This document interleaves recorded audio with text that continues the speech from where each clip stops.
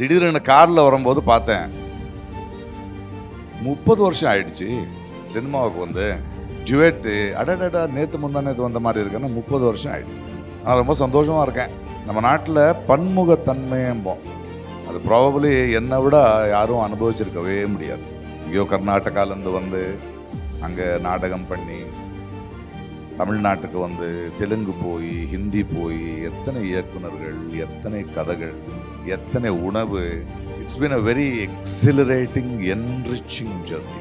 Probably ஒரு நடிகனாக நான் வந்து இதை எதிர்பார்க்குறேன். நடிப்பு, பேர், புகழ், காசு அப்புறமா, நான் ஒரு வாழ்க்கை, இந்த ஒரு நாடை பார்க்க முடிஞ்சது, பல கதைகளை கேட்க முடிஞ்சது, பல மக்களோட இப்படி அன்பை நான் எடுத்துக்க முடியுது. அது ரொம்ப ரொம்ப சந்தோஷமா இருக்கு. தமிழ்நாட்டுக்கு வந்தால் நீங்கள் செல்லோங்கிறீங்க, ஆந்திரா தெலுங்கானா பார்த்தா டே மண்வாடுன்றாங்க, கேரளத்தில் போனால் அதோ இங்கே இருக்காரு நம்ம ஆளுங்கிறாங்க. இதை விட ஒரு என்ன வேணும்? It is been a great journey.